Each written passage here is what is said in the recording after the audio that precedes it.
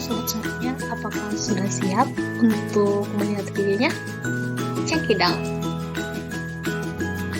Perkenalkan, nama saya Grace Aprianti Simanjuntak dengan NIM 2209604.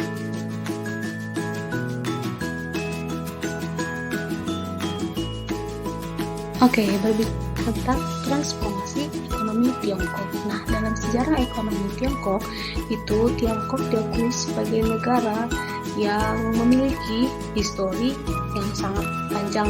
Historinya itu histori perjalanan dari tahun ke tahun, dari masa ke masa tentang perkembangan perekonomiannya.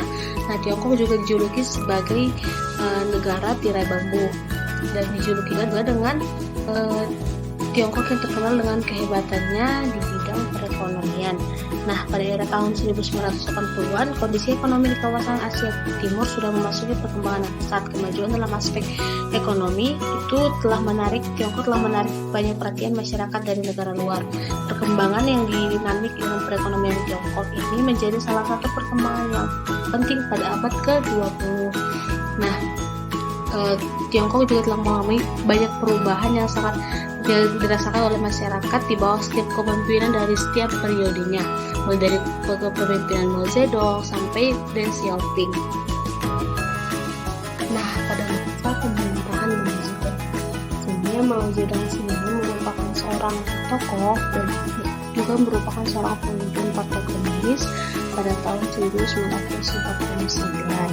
Nah, pada masa pemerintahan Mao Zedong ini, ia telah banyak mengeluarkan beberapa kebijakan-kebijakan di mana kebijakannya tersebut itu bertujuan untuk memajukan perekonomian Tiongkok. Nah, pada masa pemerintahan Mao Zedong, yang menerapkan kebijakan salah satunya sebagai proses industrialisasi dari pertanian menjadi industri pada tahun 1949 dan merupakan kebijakan yang juga memberikan dampak buruk, yaitu terjadinya krisis ekonomi pada tahun 1960 sampai 1962 serta terjadinya pergolakan politik pada tahun 1966 sampai 1969. Nah, pada masa pemerintahan Mao Zedong juga ia mengeluarkan kebijakan 100 bunga berkembang pada bulan Juni 1956. Nah, kebijakan ini bertujuan untuk mendorong pertumbuhan seni budaya dan ilmu pengetahuan. Nah, dari kebijakan-kebijakan yang dikeluarkan, awalnya tidak ada yang mengkritik dari kaum intelektual. Namun, lambat laun muncul berbagai kritikan di media kabar mengenai birokratisme dan otoritarisme dalam partai, sehingga mau segera mengeluarkan kebijakan baru, yaitu kebijakan anti kanan.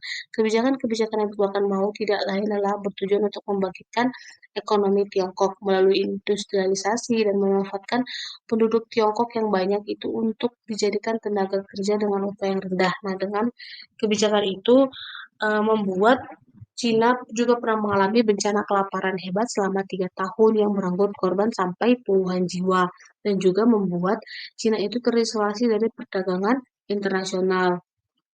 Nah, dapat dikatakan Cina itu sebenarnya dulunya masih jauh banget dari kata maju ataupun sejahtera. Kehidupan masyarakat di Cina dulu sederhana banget, di mana hampir semua kepemilikan rakyat tuh dijatahin gitu-gitu sama pemerintah. Lantas, hal-hal apa saja yang membuat negara Cina sekarang itu dijuluki sebagai negara yang superpower? Nah, ada beberapa faktor-faktor yang paling berperan dalam kemajuan ekonomi Cina. Yang pertama itu ada reformasi sistem ekonomi. Nah, yang kedua itu kebijakan ketat bagi investor asing. Yang ketiga kebijakan moneter. Yang keempat ekspansi ekspor. Dan yang kelima itu konsumsi dalam negeri.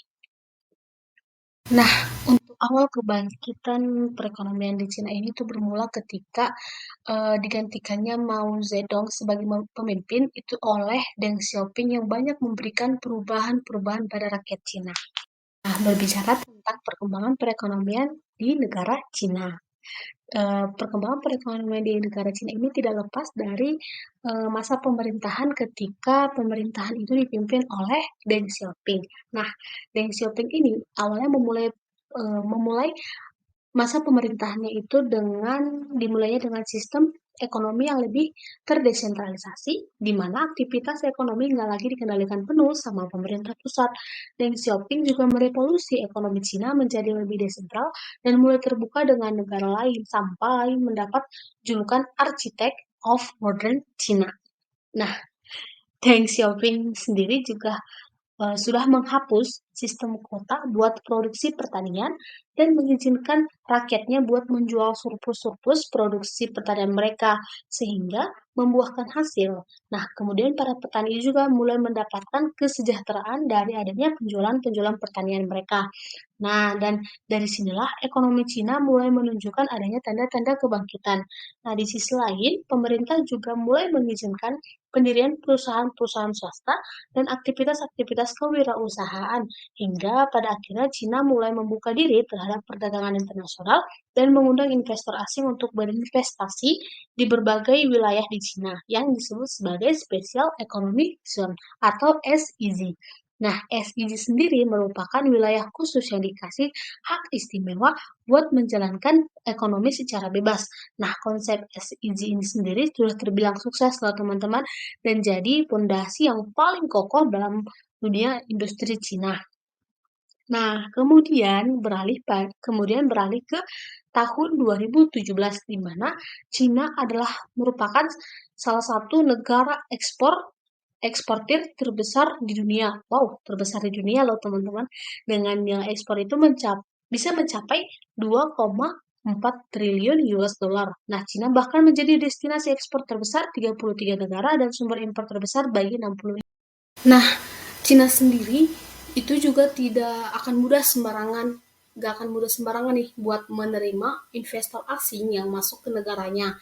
Nah, salah satu kebijakan yang harus dipenuhi oleh investor asing tersebut adalah kewajiban mereka buat nyalurin investasi tersebut berupa proyek padat-padat karya yang bersentuhan langsung dengan sektor real kayak pembuatan pabrik, dan juga industri produksi. Nah, dan dengan demikian kebijakan ini investor asing itu tidak akan bisa dengan mudah seenaknya mereka menarik aset investasi mereka sendiri yang telah mereka investasikan.